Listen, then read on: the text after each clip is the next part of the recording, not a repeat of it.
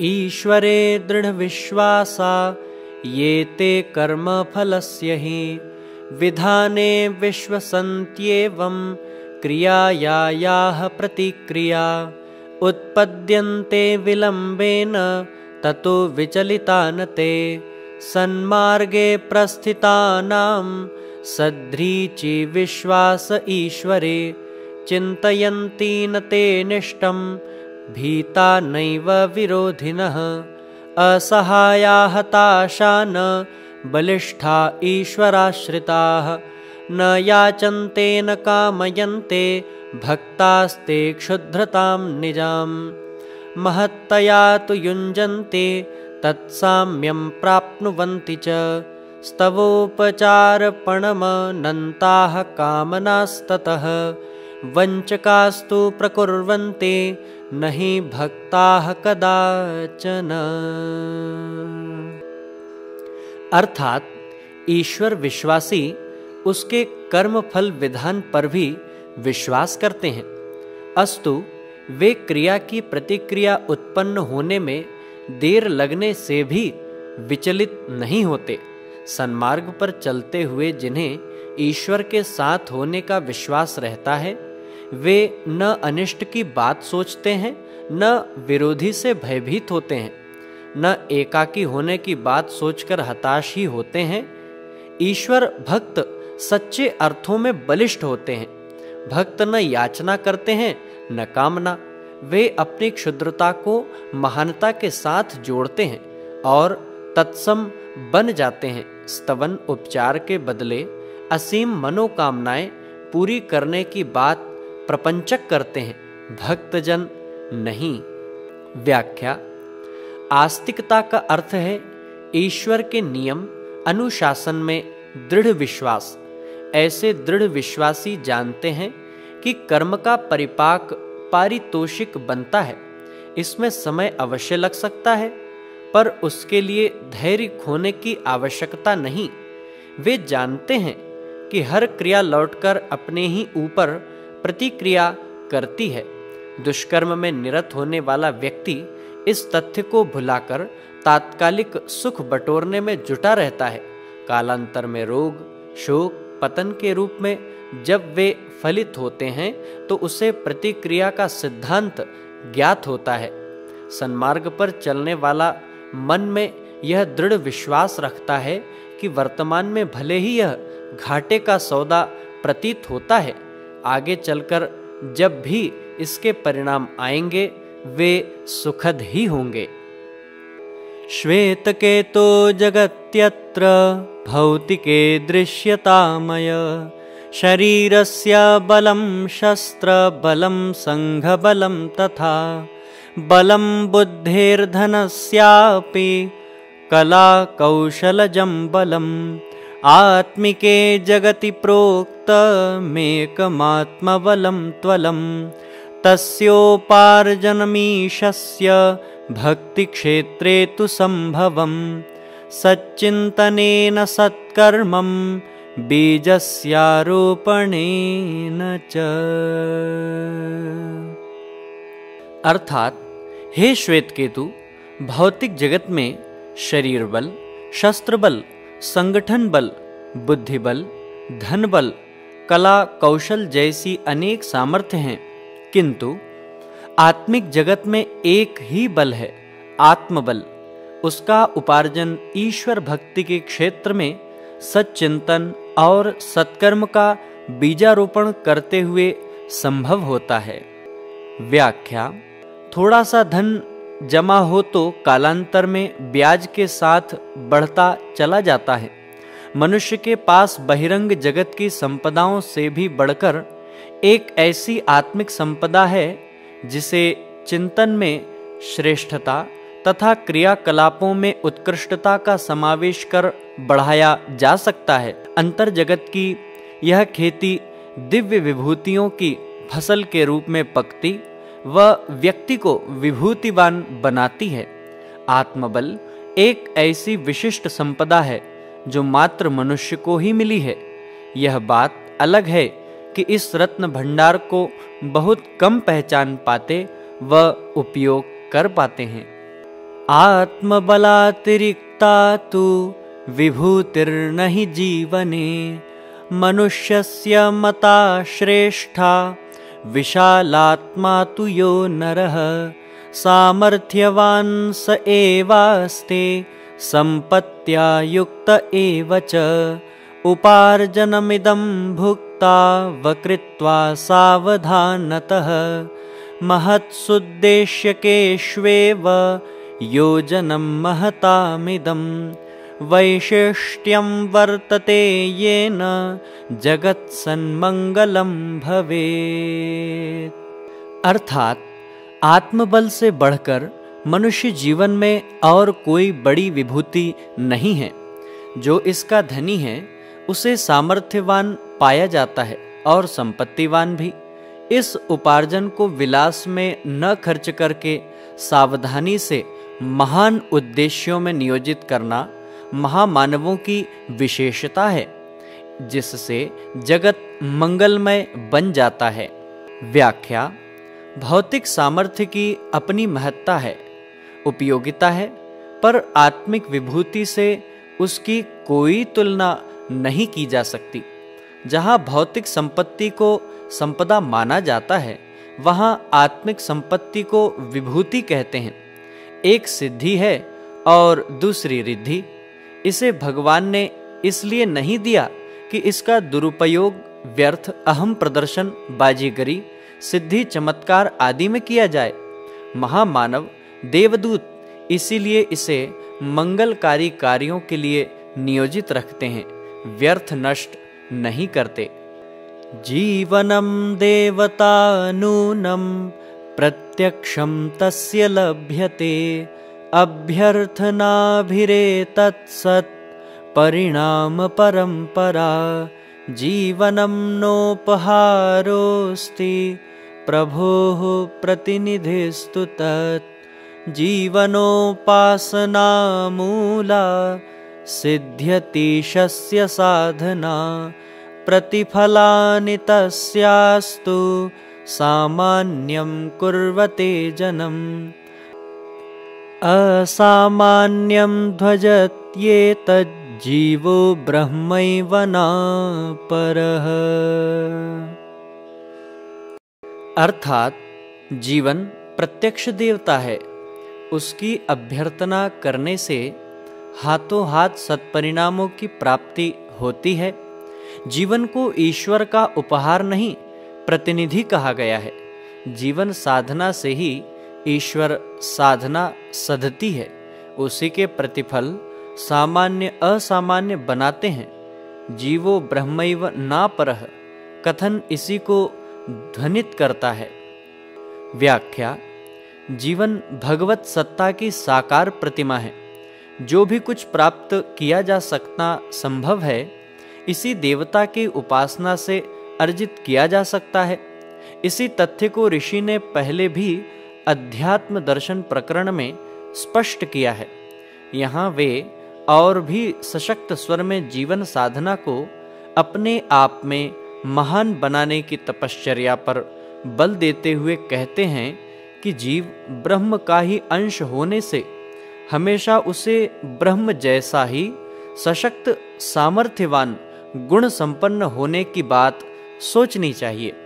इसी साधना ने सामान्य से व्यक्तियों को असामान्य बनाया है, पर बहुसंख्य व्यक्ति इस देवता को, चेतना की प्रतीक सत्ता को जान नहीं पाते और हेयसा जीवन बिताते रहते हैं। श्वेतकेतो मानवोऽयं महान् पूर्णाद्यतो ध्रुवम्, उत्पन्नस्तथ्यतस्तेन सोऽपि पूर्णोऽस्ति मन्यताम्, कषाय कल्मषावृत्तो दरिद्रो दीन एव च, शिथिलीकरोति यावच्च मालिन्य भवबन्धनं, सामीप्यं सरलं तस्य तावदीशस्य संभवेत्, ईश्वरस्य समीपे यः सामर्थ्यमधितिष्ठते। अर्थात हे श्वेतकेतु, मनुष्य निश्चय ही महान है। वह ईश्वर से उत्पन्न होने के कारण तथ्यतः पूर्ण ही है। कषाय कल्मशों से आवृत होकर ही वह दीन दरिद्र बनता है। मलिनता के भव बंधनों को जो जितना शिथिल करता है, उसके लिए ईश्वर की समीपता उतनी ही सरल बनती जाती है। जो ईश्वर के निकट है उसे सामर्थ्य का अधिष्ठाता माना जाता है।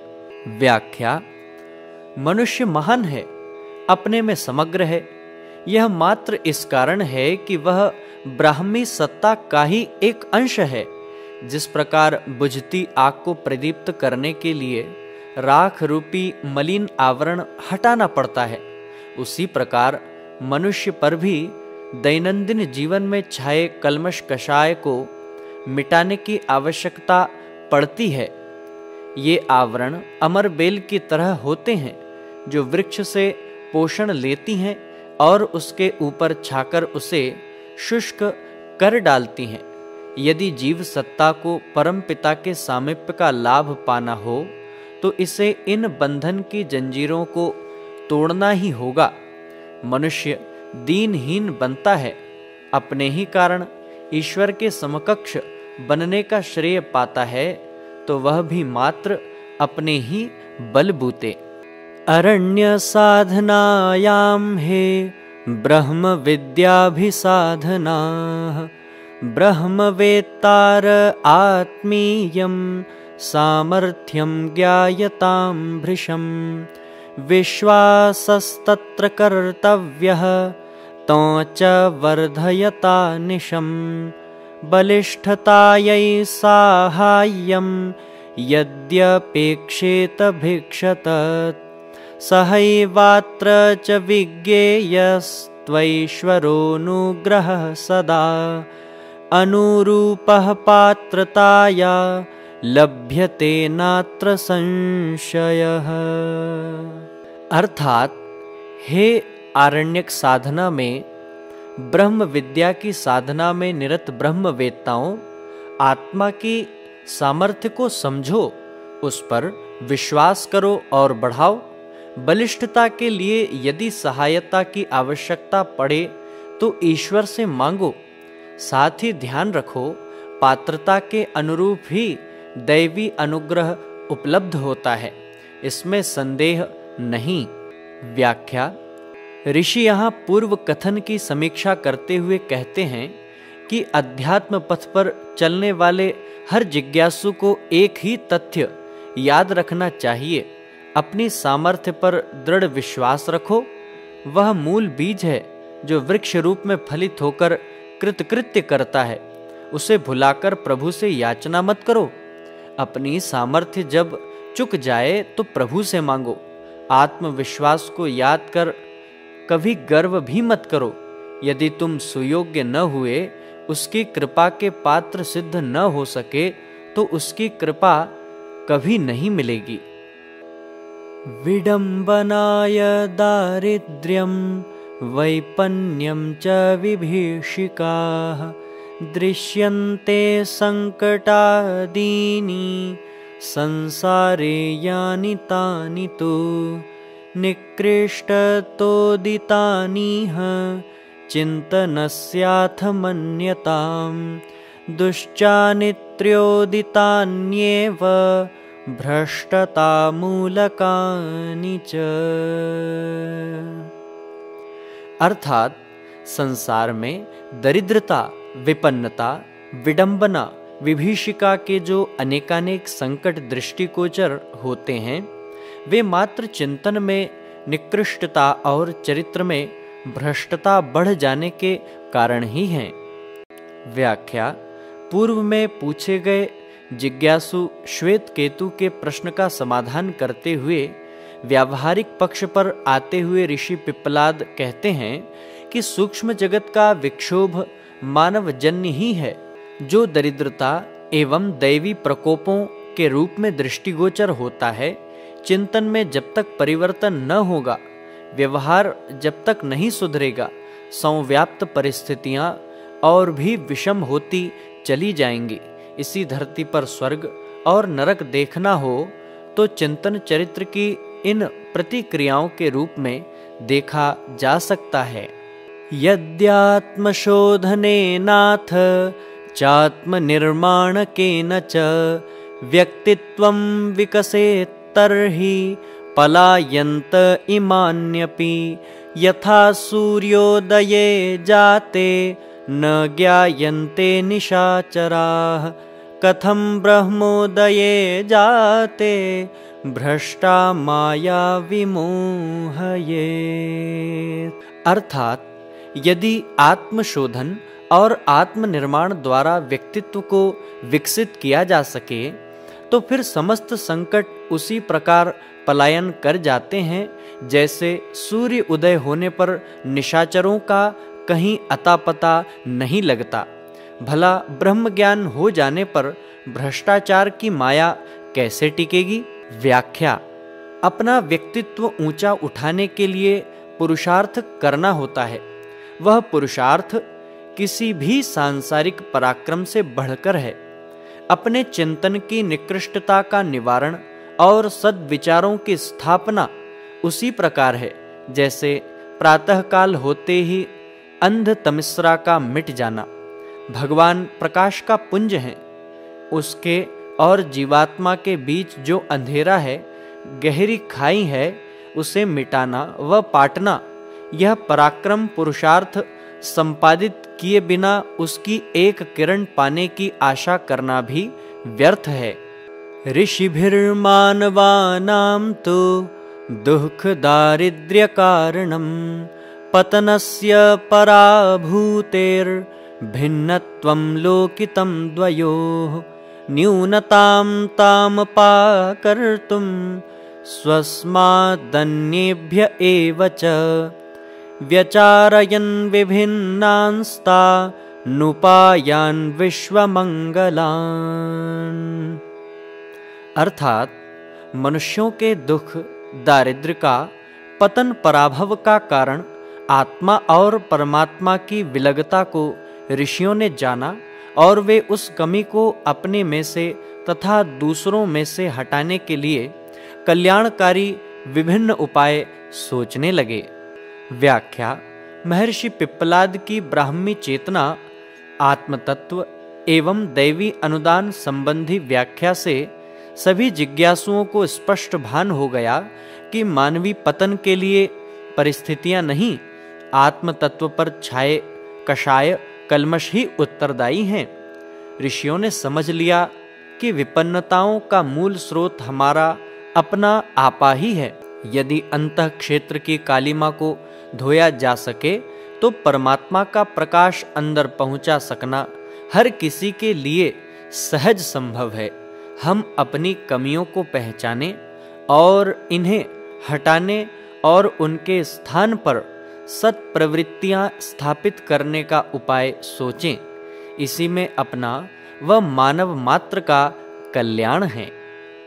दूरीभूतस्तु संदेहो यं समेषां विपत्तयः अन्योत्पादिताः सन्ति यतः पातोत्थिति तथा मनुष्य भूमिका जन्ये तन्मनुष्यस्यं स्वां दिशां शोधयित्वानुकूल्ये च प्रातिकूल्यं विवर्तितुं कठिनं नेति तथ्यं स पिप्पलादो महामतिः स गाम्भीर्यसथावोचत् ततस्तेषां स्वामान्यता पुष्टा सात्मनि संयुक्ते परमात्मनि निश्चितः संकटानां समाधाने विश्वासः सर्वथा ततः द्वितीयाह्निकचर्चायां सर्वे जिज्ञासवश्चते यथार्थतायुतं पूर्णं समाधानं च लेभिरे तृप्ता तथापि जिज्ञासा तेषां नैव तथा च ते सन्दर्भेऽस्मिन्ननेकाश्च पपृच्छा हृदि विभ्रतः साधकाः सत्रपूर्तौ ते नित्यनैमित्तिकां ततः साधनां कर्तुकामास्ते गताः सन्ततिपूर्वकम्।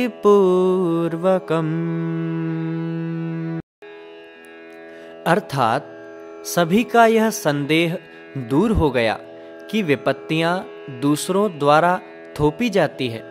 मनुष्य जब उत्थान पतन के लिए स्वयं ही भूमिका बनाता है तो उसे अपनी दिशाधारा सुधार कर प्रतिकूलता को अनुकूलता में बदलना तनिक भी कठिन नहीं होना चाहिए। यह तथ्य महाप्राज्ञ पिप्पलाद ने जिस गंभीरता के साथ समझाया, उससे उनकी पूर्व मान्यताओं को और भी अधिक बल मिला और आत्मा को परमात्मा से मिला देने पर उनका सुनिश्चित विश्वास हो गया। दूसरे दिन भी चर्चा से सभी जिज्ञासुओं को यथार्थता से भरा पूरा समाधान मिला। इतने पर भी उनको सर्वथा तृप्ति न मिली। इस संदर्भ की कई और भी बातें कल पूछने की इच्छा मन में रखते हुए साधकगण सत्र अवसान होने पर नित्य नैमित्तिक साधना के लिए अभिवादन पूर्वक विसर्जित हो गए। व्याख्या: मनुष्य का यह भ्रम कि हमारी प्रतिकूलताओं का कारण बहिरंग जगत है, इस तथ्य से मिट जाता है कि जैसी मनः स्थिति एवं आचरण वह बनाता है वैसा ही उसका संसार होता है। जब भौतिक जगत में बड़ी बड़ी नदियों की धारा को बदलकर इनकी दिशा बदली जा सकती है, तो अंतर जगत के इस भागीरथी पराक्रम द्वारा जीव को ब्रह्म से मिलाना, स्वयं को उत्कृष्टता से जोड़ सकना पूरी तरह संभव है। दो तार मिलते ही दोनों दिशाओं में प्रवाह आरंभ हो जाता है। एक बार संपर्क जुड़ते ही दैवी अनुदान अजस्र मात्रा में बरसने लगता है। फिर मनुष्य देवात्मा, देवदूत, ऋषि स्तर का हो जाता है। यह किस विधा द्वारा किया जाए, इसकी जानकारी महर्षि पिप्पलाद ने दी और सबकी इस संबंध में बनाई मान्यताओं को और दृढ़ बनाया। अगर आपको हमारी यह वीडियो पसंद आई हो तो कृपया इसे लाइक, शेयर व कमेंट अवश्य करें। साथ ही हमारे YouTube चैनल ऋषि चिंतन को सब्सक्राइब भी करें। साथ ही बेल आइकन को भी प्रेस कर दें ताकि आने वाली सभी वीडियोस की नोटिफिकेशंस आपको मिलती रहें। धन्यवाद।